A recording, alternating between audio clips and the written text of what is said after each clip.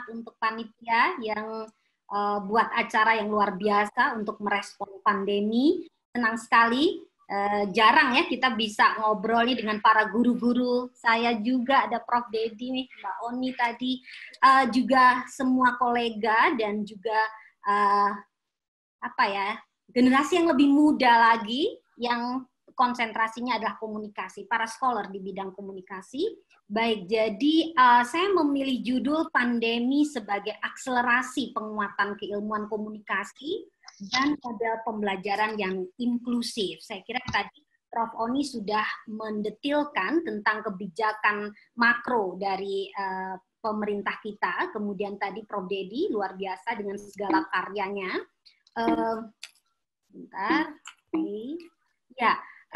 Apa yang sebenarnya bisa kita pelajari dari pandemi ini? Yang pertama saya kira adanya pandemi ini kita bisa melakukan akselerasi substansi keilmuan komunikasi. Tadi Prof. Dedi sudah melakukan otokritik juga sebenarnya bahwa oh ya kayaknya kita kok masih lemah ya untuk isu-isu komunikasi kesehatan, komunikasi lingkungan begitu. Dan saya kira ini saat yang memang paling tepat ya untuk bagaimana kita melakukan self-criticism pada bagaimana kita mengembangkan kajian komunikasi di Indonesia. Karena tadi dari dua paparan luar biasa problem-problem yang muncul, saya kira, yang kemudian bisa menjadi pemicu kita untuk mendefinisikan, meredefinisikan, dan bahkan kemudian positioning ya, communication as science gitu. Jadi selama ini bagaimana perkembangannya? Oke. Nah, apa yang sebenarnya saya bayangkan dengan akselerasi penguatan keilmuan? Tadi Pak Dekan juga sudah menyinggung ya bahwa kata kuncinya kolaborasi nih gitu.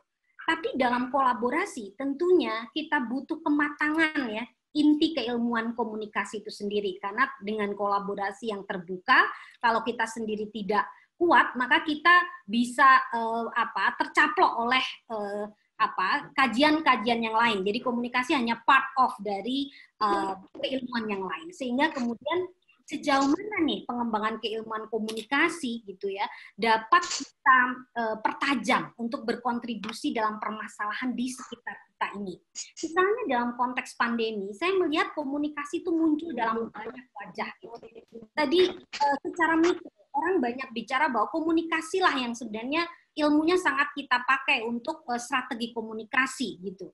Walaupun kalau kita taruh di landscape yang luas, tantangan strategi komunikasi untuk persuasi masyarakat dalam situasi ketidakpastian ini juga yang membuatnya lebih mendebarkan gitu ya. Ini mungkin mikro ya sebenarnya kan ada aspek technicalities gitu ya yang lebih kuat.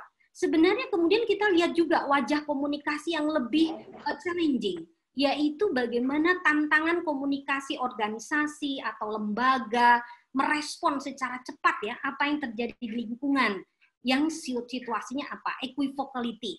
Jadi butuh information processing system adaptasi yang kuat begitu. Nah kemudian wajah yang ketiga adalah makro ya, tantangan membangun sistem jaringan komunikasi pandemi yang handal. Tadi Prof. Dedi saya kira menyinggung juga tentang kita seperti lose control gitu ya. Kita kayak nggak ada komando komunikasi. Mungkin dalam bahasa saya menyebutnya mungkin kita perlu lagi mengeksplorasi yang namanya komunikasi sibernetika ya dalam tradisi sibernetika, di mana di sini kita belajar tentang ilmu merespon secara tepat, ilmu melakukan kontrol, regulasi sistem, dan bagaimana interkoneksi sistem komunikasi sebagai sistem respon yang komprehensif. Saya kira ini mungkin yang perlu kita coba lihat lagi, sejauh mana ya kita mengembangkan komunikasi atau mendefinisikan komunikasi dalam pendekatan-pendekatan tadi gitu. Jadi sebenarnya komunikasi kan nggak hanya strategi komunikasinya gitu, tapi saya kira yang mikro tadi yang lebih dominan dan yang 2-3 tadi tampak kita lemah gitu ya. Sehingga di situ sebenarnya bayangan saya kontribusi para ilmuwan komunikasi itu di situ. Ini saya mengambil dari apa yang dikeluarkan WHO sekitar Maret 2020 kemarin bahwa Untuk merespon pandemi, mereka menyebutnya sebagai kebutuhan terhadap pengembangan risk communication and community engagement readiness, ya, dan respond to coronavirus disease, ya. Di sini kata kuncinya saya kira komunikasi resiko, risk communication. Gimana ya mengkomunikasikan sesuatu yang kadang itu kita nggak tahu barangnya, risk gitu, masih risk gitu. Dan kemudian bagaimana tadi kisah-kisah tentang mayat yang diambil secara paksa, ya, kemudian bagaimana pelibatan komunitas dalam memberikan respon pada virus ini begitu. Karena kalau Indonesia luar biasa, saya kira belum pernah tahu ini apakah kita sampai puncak atau kemudian ini sudah serangan kedua atau tidak. Betul-betul lack of information bahkan gitu. Dan menyedihkan ya, kemudian efeknya luar biasa. Maka kemudian mari kita lihat kembali bagaimana kita mempelajari crisis communication atau bahkan dikasih kata kunci lagi emergency communication. Saya kira yang terjadi di masyarakat kita itu luar biasa. Dan kita sejauh mana kita mampu untuk membantu gitu ya. Dan ya tadi disinggung juga bahwa karena kita kodenya adalah ekonomi tadi, jadi kemudian emergensinya itu kayak ditutup-tutupi gitu ya. Itu yang juga menyulitkan di dalam bagaimana kita fight ya terhadap mikroba ini ya, atau coronavirus. Kemudian kita juga saya kira masih perlu menata lagi public communication during pandemic situation ini ya, bagaimana komunikasi publik yang handal harusnya seperti apa sih begitu ya. Kemudian juga penyakit ikutannya yaitu infodemic, bagaimana ilmu ini bisa kita kuasai. Tentu saja orang kesehatan punya isunya ya tentang epideminya, tetapi kita orang komunikasi mungkin kenapa ya terjadi problem infodemics itu. Kemudian tentu saja mainstreaming ya, perspektif komunikasi dalam mewarnai perspektif yang beragam dalam mengupas pandemi sangat dibutuhkan, karena kalau tidak kita nanti yang tergilas oleh kajian yang lain.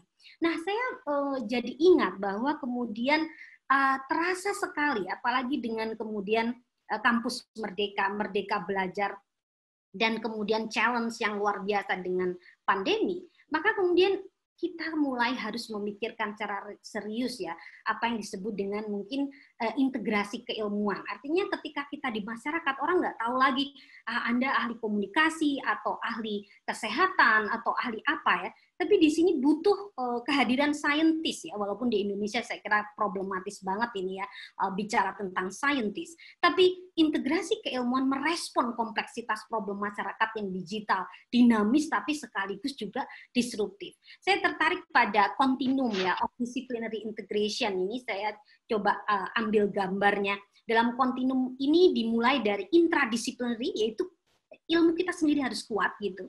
Kemudian ada cross disciplinary, multidisciplinary, interdisciplinary, dan yang terakhir itu sudah menyatu menjadi transdisciplinary. Mungkin boleh saya singgung sedikit bahwa intradisiplin ini para scholar di bidang komunikasi memang kita mempelajari ilmu ini sebagai unidisiplin yang memiliki karakter spesial, eksklusif gitu ya.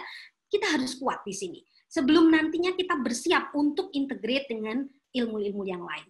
Lintas disiplin memang arahnya pada pandangan satu disiplin dari perspektif yang lain. Orang bicara, oh we need communication. Semua orang bicara kita butuh komunikasi. Tapi apanya ya? Nah ini yang kita harus kuat. Dan multidisiplin, mendahului proses integrasi dan melibatkan beberapa disiplin ilmu yang masing-masing memberikan perspektif. Tapi ini masih ada catatannya ya, karena perspektif yang berbeda tentang suatu masalah, tetapi tetap berada dalam batas silo disiplin mereka sendiri, sehingga menghasilkan penambahan pada pengetahuan profesional, tetapi dengan inovasi yang catatannya sangat sedikit, karena asumsi, batasan, filosofi sebagian besar telah ditetapkan. Status interdisiplin, nah ini mungkin kita sudah harus mulai ke sana, dicapai ketika integrasi kontribusi dari beberapa disiplin ilmu pada suatu masalah atau isu itu tercapai. Kita kan bilang, oh sekarang kita butuh interdisiplinary nih dalam isu pandemi. Kadang orang kedokteran nelpon, Mbak Hermin gimana nih caranya sampai ke masyarakat desa Jogja sekarang sekitar berapa ribu. Jadi datanya itu mengerikan. Nah ini interdisiplin ya, integrasi yang membawa pada pengetahuan yang saling bergantung dalam hubungan yang harmonis untuk membangun pengetahuan baru dan solusi teoritis. Yang terakhir bahkan orang bicara sudah tentang transdisiplin. Ya, jadi bagaimana kemudian semua ilmu itu saling trans begitu, kemudian siklus nanti akhirnya jadi unidisiplin lagi. Nah ini yang saya ingin katakan bahwa kita perlu menguatkan unidisiplin tadi sebelum kejadian kita harus melakukan integrasi keilmuan. Nah, ini challenge yang luar biasa dalam pengembangan ilmu. Jadi sekaligus mendalam, tapi sekaligus kita bisa connect dengan yang lain. Yang kedua, apa nih efek dari pandemi? Selain dari substansi keilmuan tadi, yang kedua saya kira ini momen yang sangat luar biasa untuk akselerasi model pembelajaran yang inklusif. Teman-teman, saya kira kalau saya jalan-jalan asesmen begitu, saya itu sangat rindu atau sering memberi masukan terjadinya akselerasi model pembelajaran yang sangat ideal ya untuk komunikasi sangat cantik, yaitu pembelajaran inklusif. Di sini ya misalnya kebijakan Merdeka ini kan ada 1 semester 20 SKS gitu, pembelajaran di luar program, paling lama juga boleh di perguruan tinggi yang berbeda. Alhamdulillah nanti kalau dengan konsorsium saya kira ini akan dimudahkan gitu. Jadi kita scholar yang lebih baru di Indonesia akan punya pengalaman yang lebih luar biasa. Dia nggak belajar 3 semester ya di luar program studi. Ini tadi sudah disinggung Prof. Oni ya, bentuk kegiatan pembelajaran. Jadi kita harus kuat memang di 8 lini ini. Bagaimana ya SOP untuk penelitian atau riset yang kolaboratif, usaha dan sebagainya. Nah, tapi saya ingin mengatakan bahwa prinsipnya adalah satu, kita harus bersiap untuk openness atau keterbukaan. Kemudian mengubah bisnis proses pembelajaran yang terbiasa eksklusif menjadi lebih inklusif dan kolaboratif. Begitu. Saya kira ini tantangan. Tadi Pak Dekan saya kira udah mengingatkan kita biasa bisnis praktis kita itu sangat di kubikel kita masing-masing, sendiri-sendiri, jarang berkomunikasi begitu ya. Kemudian yang ketiga trust atau membangun kepercayaan bahwa mitra kita adalah partner yang dapat bersama-sama mencapai target atau goal yang dirumuskan bersama, berani melakukan terobosan yang bersifat breakthrough, teman-teman. Keluar dari zona biasa atau zona nyaman menuju praktek pembelajaran yang lebih cocok dengan prinsip merdeka belajar.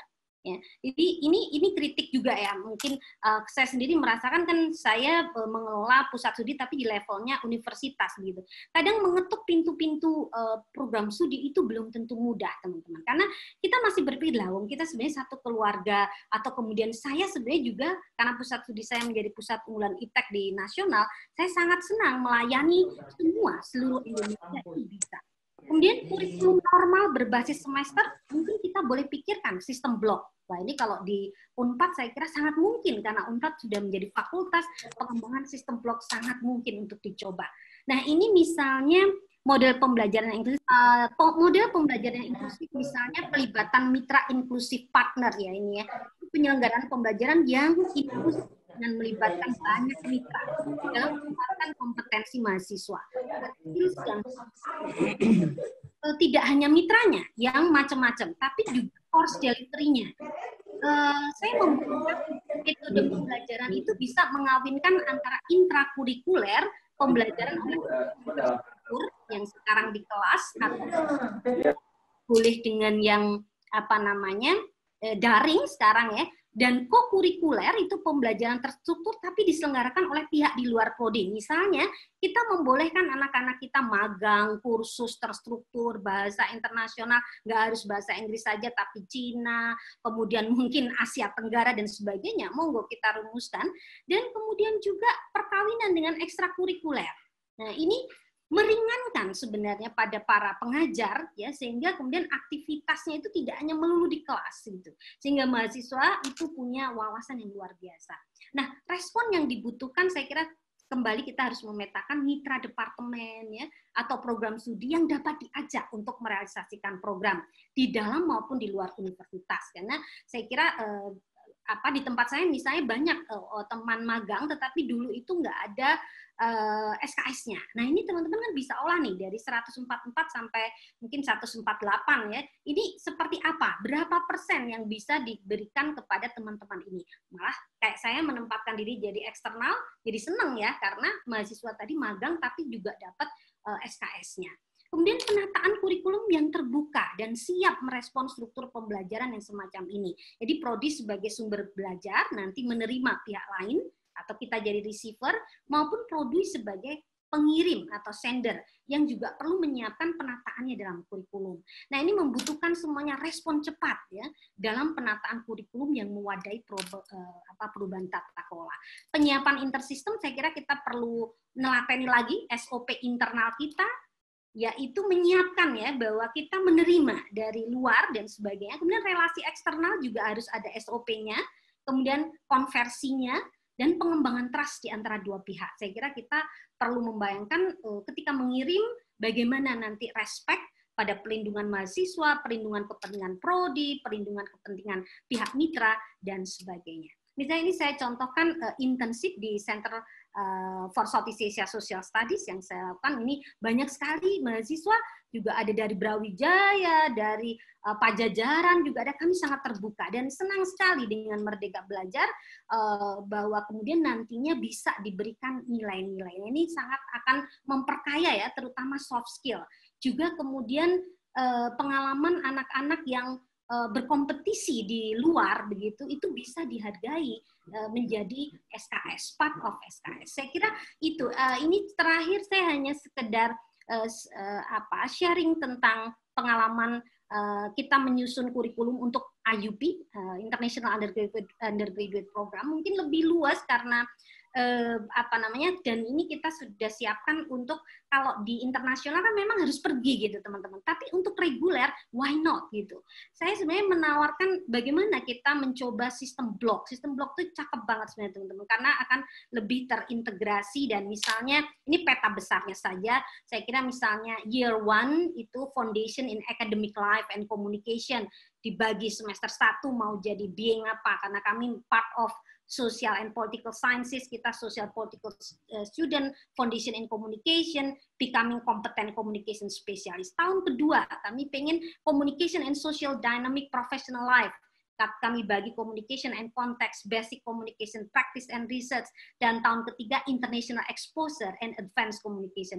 Untuk reguler saya kira kan tidak harus International Exposure, tetapi mungkin bisa intensif pemagangan dan sebagainya, sehingga completion di year 4 kita ada final assignment. Ini saya kira terobosan-terobosan yang harus cepat kita lakukan. Artinya jangan takut untuk memulai sesuatu yang tidak biasa. Apalagi sekarang semuanya jadi deket deh. Semuanya bertemu di platform ini gitu. Nggak ada yang di Eropa dia bisa kita datangkan di kelas-kelas kita dan sebagainya. Saya kira saya lebih melihatnya sebagai optimisme, tetapi memang sebagai saintis ada tanggung jawab yang luar biasa dalam pengembangan ilmu, tapi juga di dalam delivery cost-nya juga sebenarnya masih bisa kita kembangkan untuk mencapai tujuan ini.